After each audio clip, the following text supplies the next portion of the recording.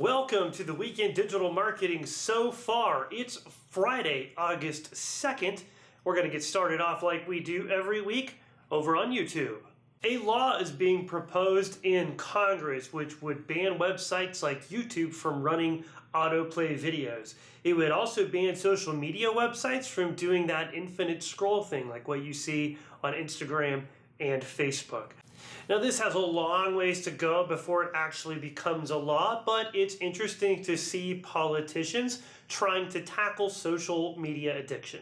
Over on Google, they've rolled out a new feature for Google Ads. It's essentially like close variants, but for phrase match and modified broad match. Essentially what that means is that Google is going to make your ads trigger on keywords that it thinks have the exact same meaning as keywords that you set as phrase match or modified broad match inside of your Google Ads campaign. Now this is upsetting a lot of PPC marketers because it essentially means there's going to be about a 3 to 4% increase in clicks on ads, and it could end up driving down the conversion rate while increasing the cost per conversion. Google Analytics is disabling any property that gained data from the tool known as Nacho Analytics, which shut down and went out of business a couple of weeks ago. Nacho Analytics used desktop clickstream data and imported it into a property created by a user so that they could monitor the usage of a website by other people on the internet. Now this created a lot of problems because it ended up revealing weaknesses and vulnerabilities, and it turns out hackers were using it to try to find exploits in other websites. Nacho Analytics has said that they will offer a refund to anyone whose property is getting deleted by Google Analytics. According to Barry Schwartz over at Search Engine Roundtable, Google has removed references to PageRank and 200 ranking signals in their documentation about disavowing links. This may or may not mean anything. Some people are reading into it saying that Google has killed PageRank internally and that links no longer matter. That's probably not true, but it's interesting nonetheless. Matt Tutt, an SEO located in the United Kingdom, interviewed Mike Blumenthal, a noted local SEO expert and somebody who's been tracking Google's local efforts for around a decade, if not longer. In the interview, Mike consistently referred to Google as a monopoly and a company with monopolistic positions. During the interview, Matt asked Mike about Google's travel endeavors and how they've been working on travel.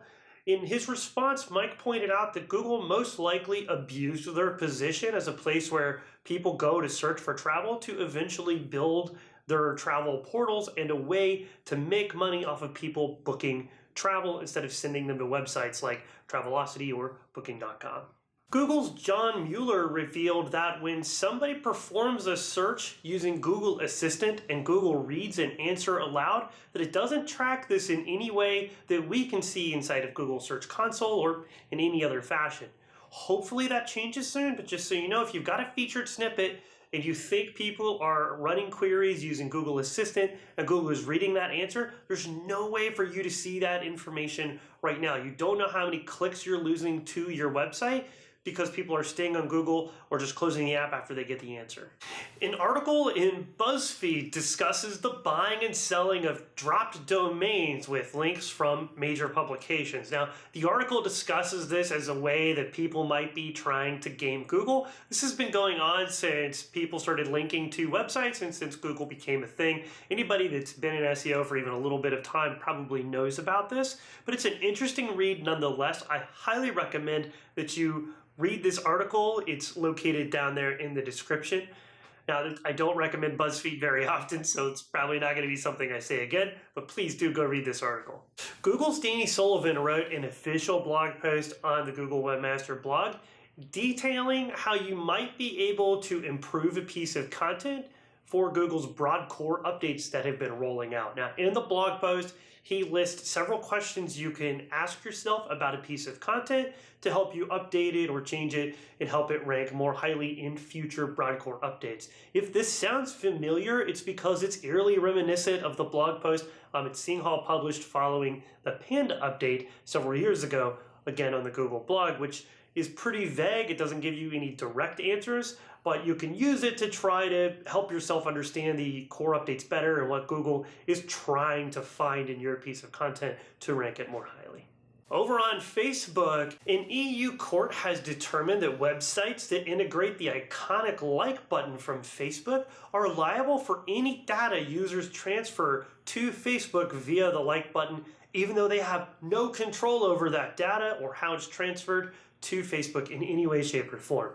Now, this decision is outside of the EU's GDPR legislation, and the court case actually originated before GDPR was even a thing. It remains to be seen how this is going to actually impact websites, especially small businesses that use the like button. However, I do expect to see some lawsuits in the European Union surrounding this matter. You may want to remove the like button if you're a website located in the European Union and you're worried about possibly getting sued, especially if you're a big company. You may want to take that down until this matter is completely settled. Over on Instagram, they deleted meme curation pages with millions of followers, and this outraged teenagers who had been making money from these pages, but Instagram says that all of the accounts they took down had multiple violations of their policies, and they are taking them down for that reason. Bing has asked webmasters and SEOs to give them feedback on their webmaster guidelines.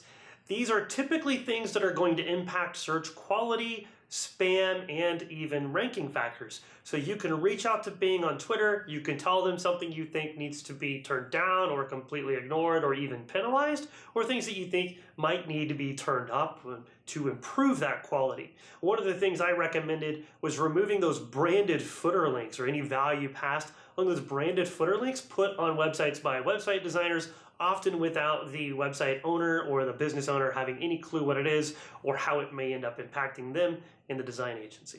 Over on Snapchat, they rolled out a new tool to try to help advertisers make ads, even though they're probably pointless, on Snapchat more easily.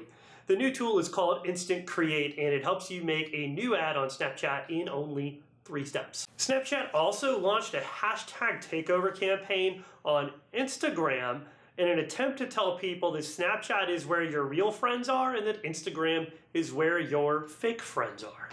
Twitter, just like Snapchat, and I'm starting to think this might have been coordinated, also launched an advertising campaign attacking Facebook and Instagram, claiming that Twitter is where you can be your real self, but that when you're on Facebook and Instagram, you're your fake self just posing for strangers. It's bonus round time. Apple joined the Data Transfer Project, a project initially kicked off last summer by Google, Twitter, and Facebook to help users transport their data seamlessly between large online technology services. After a trial run, Chase Bank has decided to go with an artificial intelligence writer over human copywriters to make their marketing copy from here on. Now, this comes after the AI actually beat out humans in creating marketing copy that was more effective at getting new customers. Food delivery apps are under fire after new research shows that 1 in 4 delivery drivers admit to testing the food, to tasting it, the food they're delivering to consumers before they deliver it. Oh, gross. The Athletic is proving that consumers will actually pay for well-written, high-quality, timely content that they want to read around a subject that they're interested in. They just hit 500,000 subscribers, which pales in comparison to websites and apps like Netflix and HBO now, but it is still a pretty large number for written content, and maybe this means that we can start getting people to subscribe to written content instead of seeing so many ads polluting the web. A new analysis of a study we actually brought you several weeks ago by FreshChalk shows that websites built by Wix, Weebly, Squarespace, and GoDaddy's Page Builder do not rank highly in Google whatsoever. Now, any seasoned SEO is out there laughing, wondering why we had to actually tell you this or whether there had to be a study around this, but a lot of business owners and consumers don't think there's a difference. There is a gigantic difference. If you're on Wix or Weebly or Squarespace, or you built your website using the Page Builder on GoDaddy, you should know that your website probably will not rank highly in Google. Hi everybody, I know I say this every time, but thank you so much for tuning in. Thank you to everybody that has subscribed so far. The channel is growing and we have some great new content in the pipeline that has nothing to do with our weekly recaps, but we are going to keep doing these weekly recaps too. If you're new here, please go down below this video. You'll see a red subscribe button. Please tap on that on your mobile device or click it if you're on desktop. Now, to get notified, you actually have to find the bell on desktop. I think it's up and to the left, and I'm not sure where it is on the mobile device, but find that bell, click or tap on that bell, and you'll get notified when we put out new videos. That includes these weekly recaps, but also the new content we have coming down the pipeline. Thank you so much, and we'll see you next week.